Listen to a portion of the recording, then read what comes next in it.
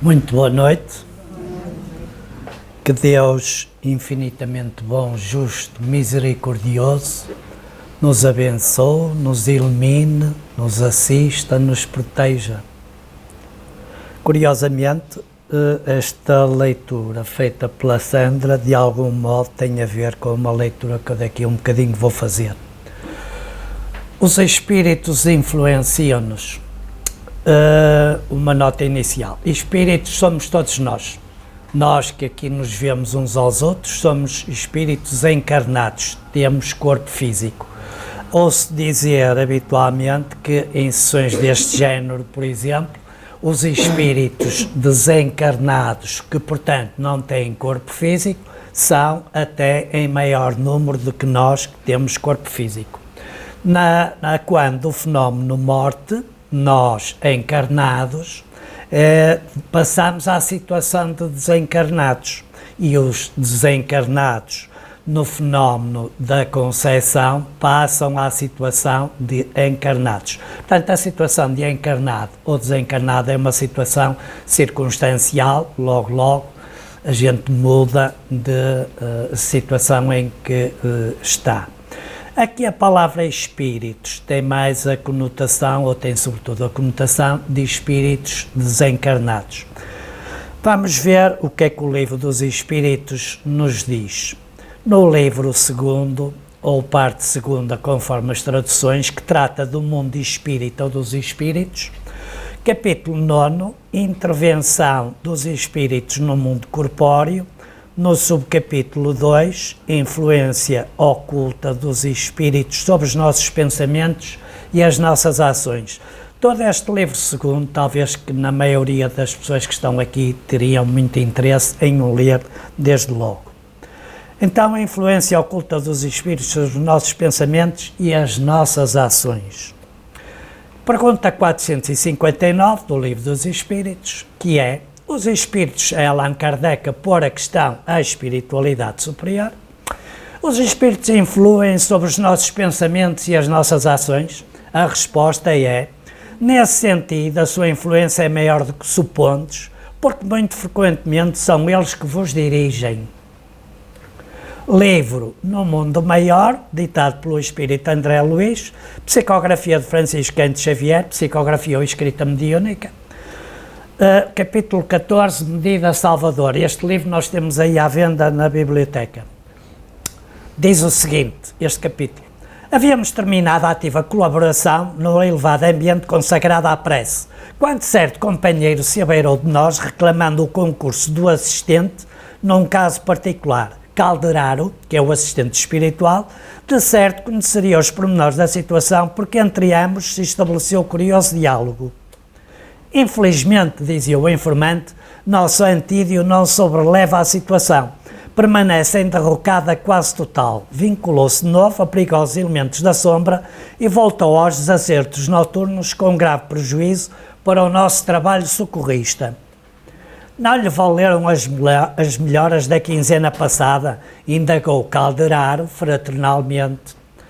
Aproveitou-as para mais presto volver à reflexão, esclareceu o interlocutor, que era benfeitor espiritual de Antídio, encarnado, no caso, Antídio é um encarnado, esclareceu o interlocutor com a inflexão magoada. É de notar, diz Calderaro, porém que se achava quase de todo louco. Sim, mas conseguiu fruir outra vez estado orgânico invejável mercê da sua intervenção última. Logo, porém, que se viu fortalecido, tornou desbragadamente aos alcoólicos. A sede escaldante provocada pela própria displicência e pela instigação dos vampiros desencarnados, que vorazes se lhe enxameiam à roda, everteu-lhe o sistema nervoso. A organização perispirítica me liberta do corpo denso pelos processos perniciosos da embriaguez, povoa-lhe a mente de atros pesadelos, agravados pela atuação das entidades perversas que o seguem passo a passo. Estará em casa a esta hora? Inquiriu Calderaro com interesse. Não, disse o outro, abatido. Deixei-o ainda agora num centro menos digno, onde a situação do nosso doente tornou a características lamentáveis. O instrutor estudou o caso em silêncio durante alguns instantes e considerou: poderemos providenciar. Contudo, se da outra vez consistiu o socorro em restituí-lo ao equilíbrio orgânico possível, no momento há que agir em sentido contrário. Convém ministrar-lhe provisória e mais acentuada desarmonia ao corpo. Neste, como em outros processos difíceis, a enfermidade retifica sempre. E contemplando o benfeitor espiritual desse antídio, o necessitado, interrogou: de acordo? Perguntou Calderaro a esse benfeitor espiritual desse encarnado: de acordo? Ou seja, concorda que lhe ministre ele, Calderaro, provisória e mais acentuada desarmonia ao corpo? Calderaro, o assistente espiritual, não pode fazer o que quiser. Antídio, como se vai ver mais à frente, não está em condições de decidir equilibradamente, sensatamente.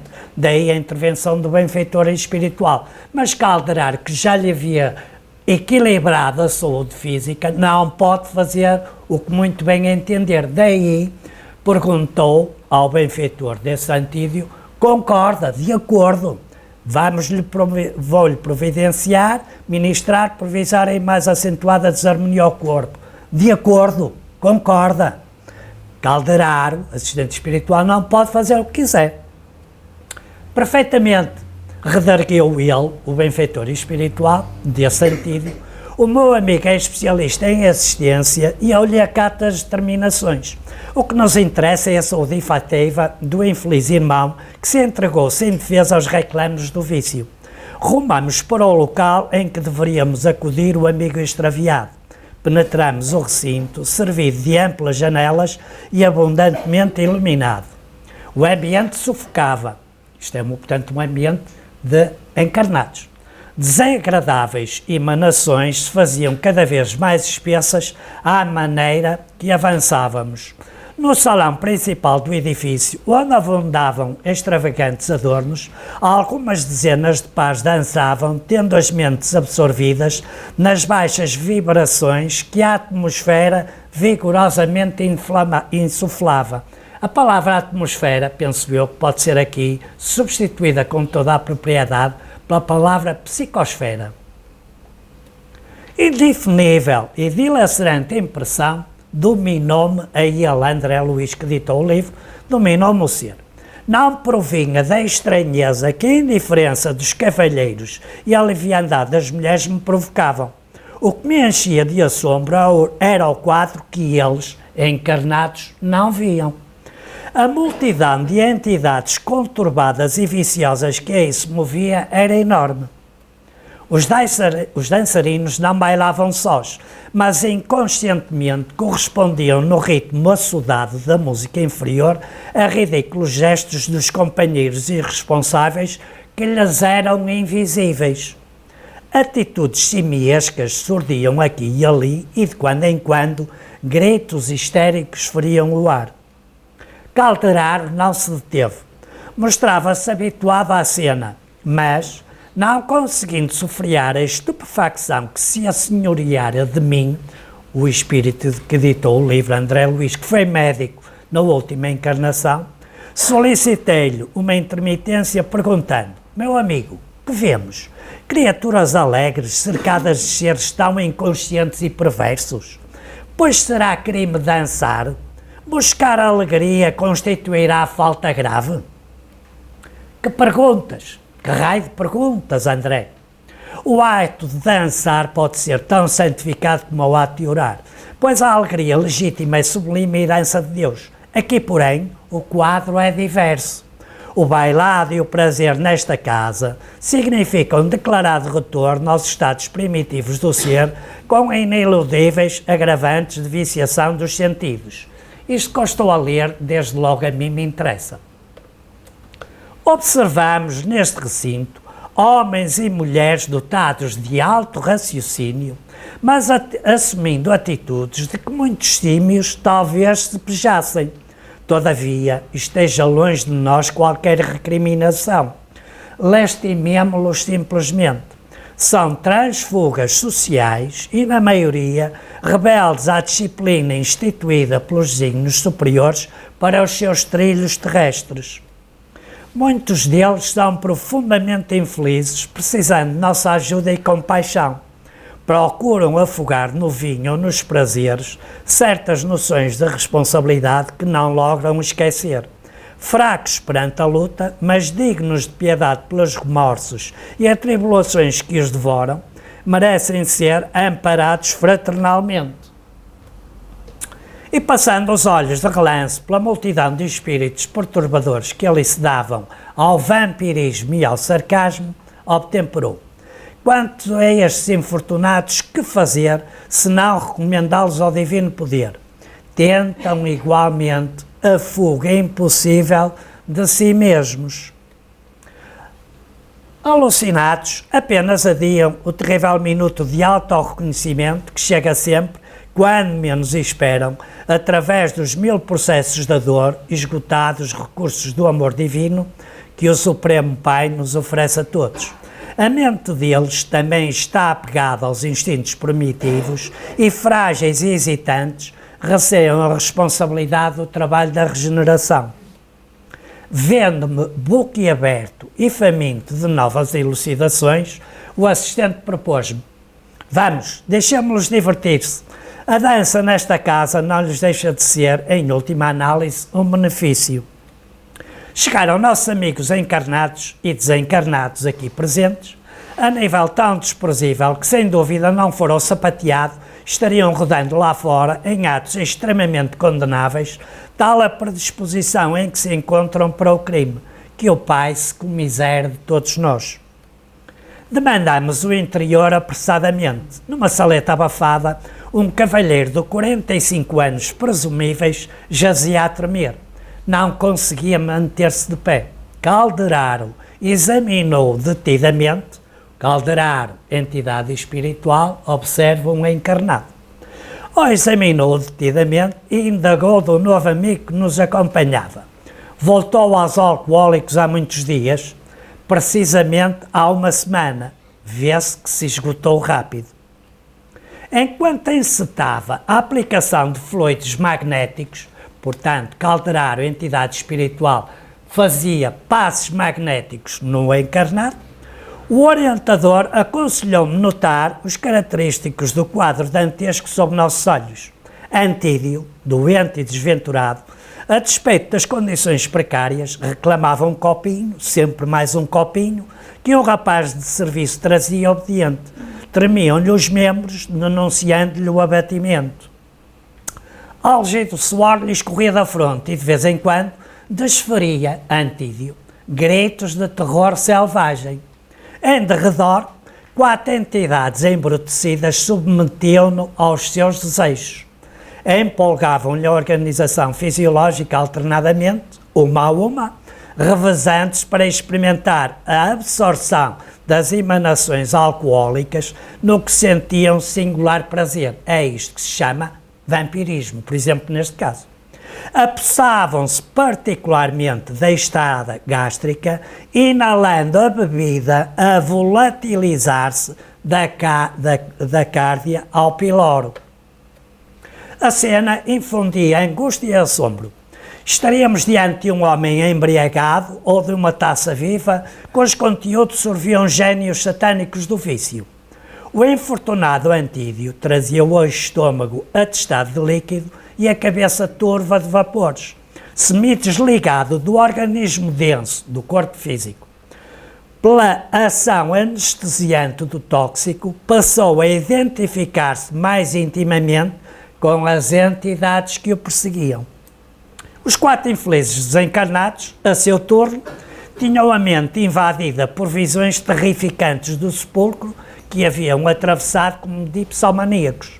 Sedentos, aflitos, traziam consigo imagens espectrais de víboras e morcegos dos lugares sombrios onde haviam estacionado. Entrando em sintonia magnética, Antídio, com o psiquismo desequilibrado dos vampiros, o ébrio começou a rogar estentoriamente: salve-me, por amor de Deus! E indicando as paredes próximas, bradava sob a impressão de indefinível pavor.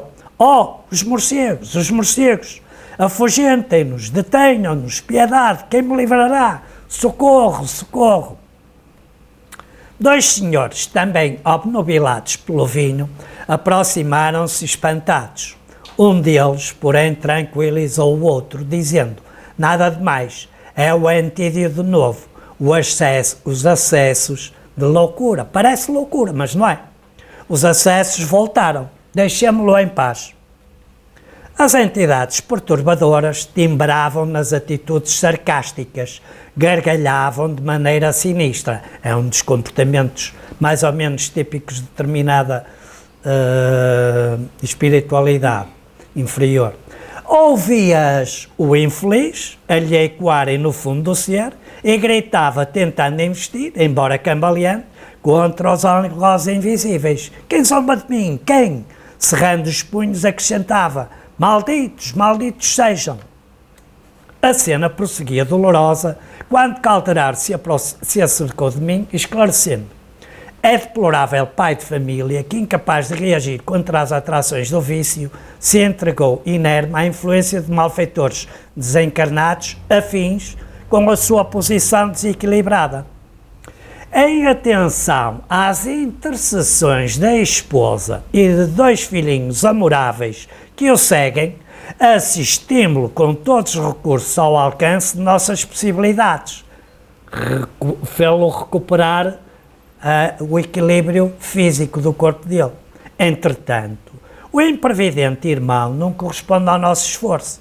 Emerge de todas as tentativas, mais e mais disposto à perversão dos sentidos.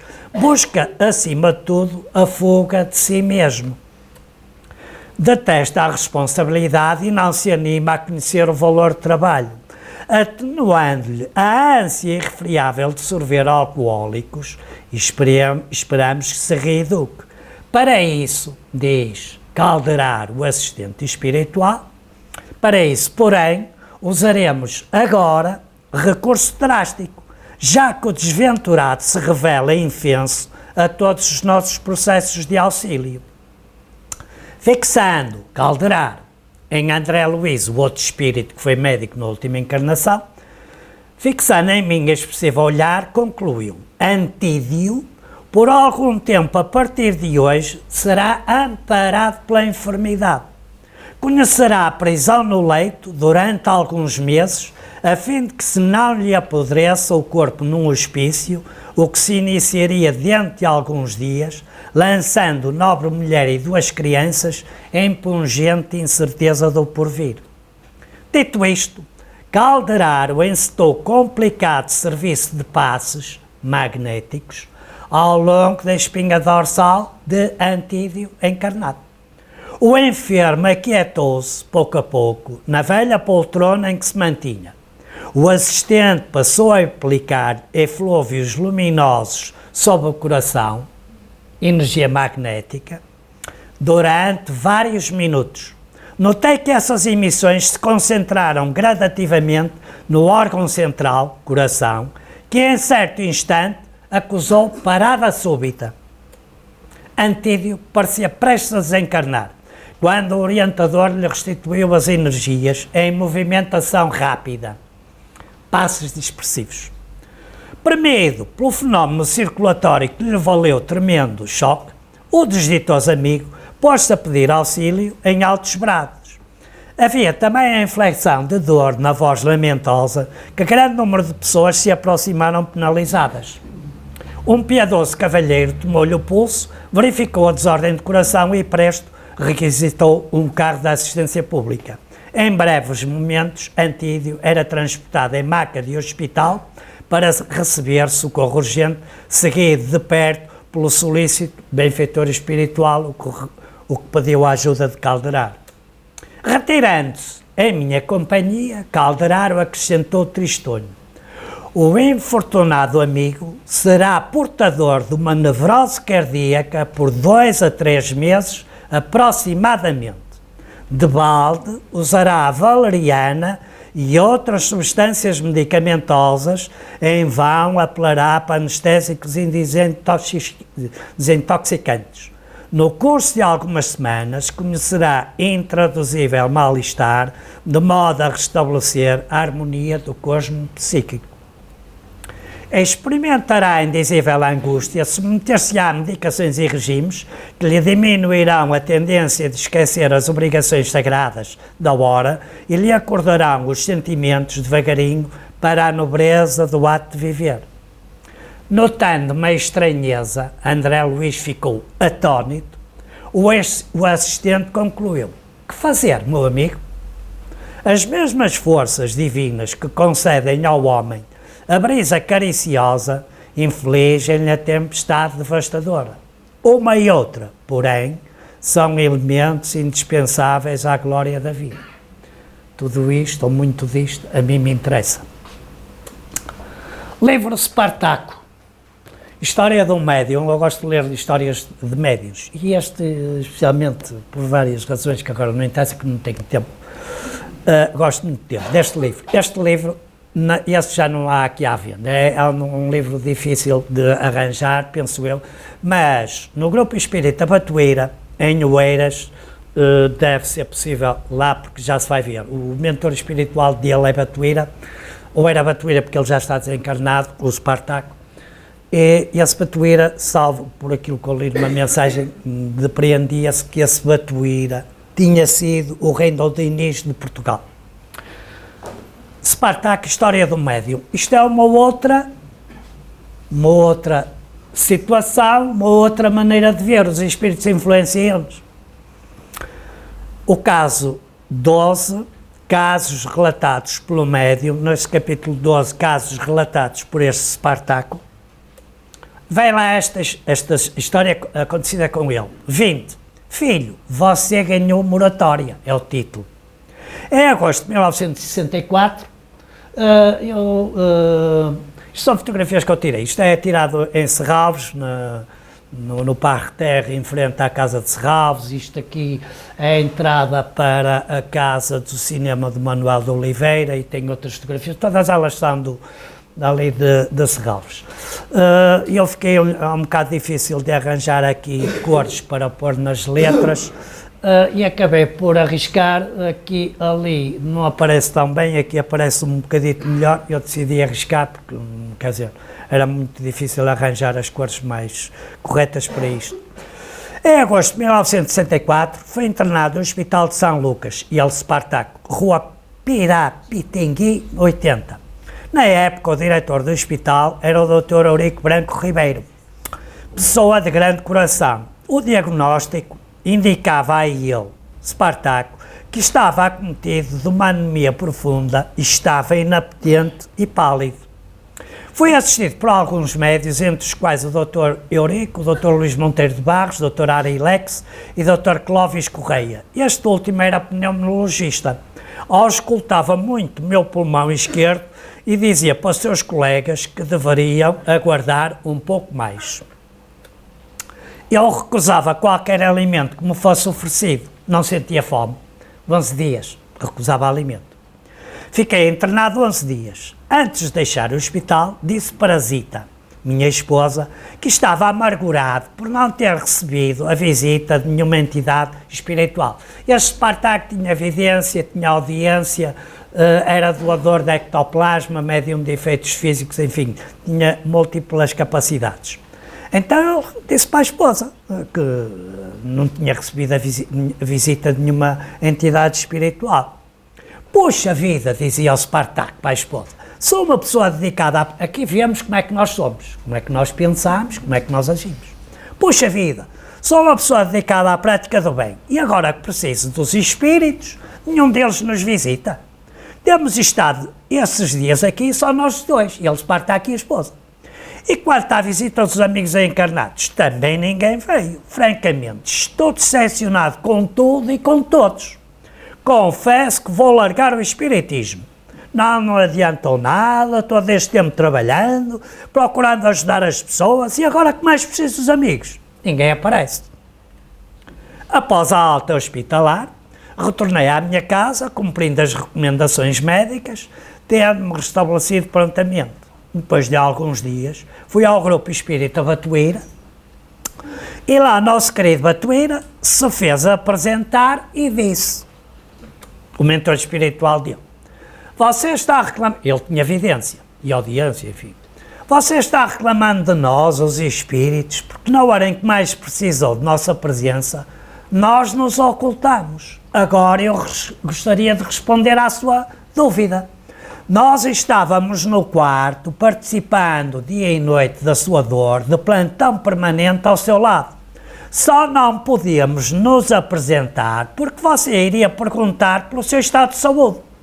Como não poderíamos contar a verdade, nem queríamos mentir para você, mantivemos-nos ocultos.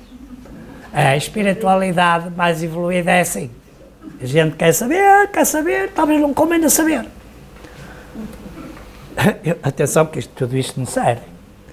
Foi então que reconsiderei o meu julgamento, agradeci a Batuíra e decidi continuar servindo à doutrina espírita. Passado alguns dias, mas ele não ficou conformado. Passado alguns dias, encontrou o Dr. Arilex e conversei com ele. Reclamei que naqueles 11 dias de internação ninguém veio me visitar, nem mesmo os amigos. Onde estavam eles? E ele sorriu, Dr. Arilex, e respondeu, você está sendo injusto. Na porta do seu quarto mandamos colocar uma placa com a frase expressamente proibido visitas. Entretanto, lá de fora, havia muita gente querendo visitá-lo ou saber notícias suas.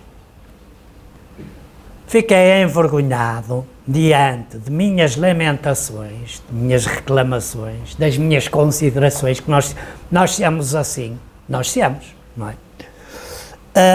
Porque a gente chega a umas conclusões, tem uma determinada maneira de pensar, foi assim, não procuramos averiguar coisa nenhuma, mas foi, e como foi, e foi mesmo, não, é logo, é assim, ninguém apareceu, ninguém quis saber.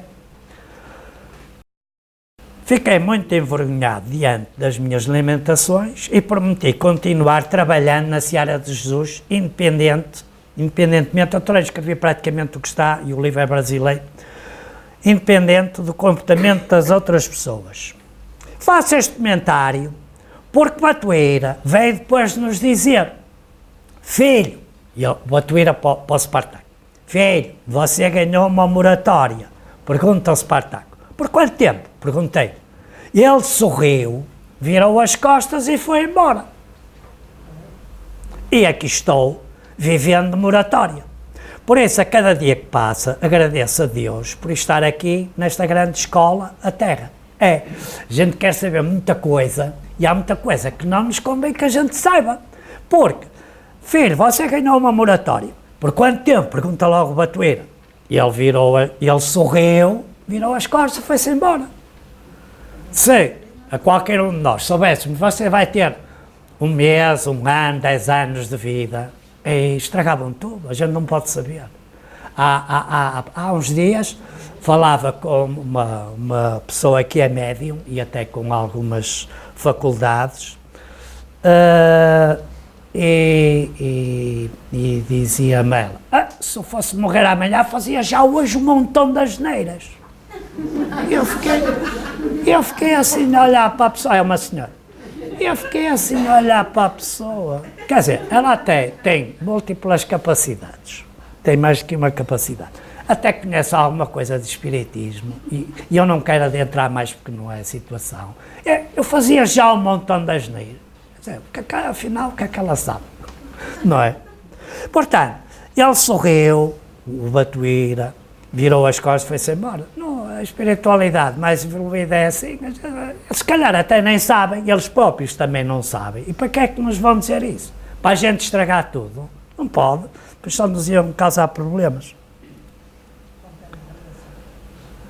Neste livro, no fim do caso, há sempre uma citação de Evangelho ou de outras coisas transcritas de outros livros. E então, no fim deste caso acontecido com o Spartaco, há esta citação contida no livro A Vida Continua, também ditado pelo espírito André Luiz, psicografia de Francisco Cândido Xavier, deve estar aí também à venda.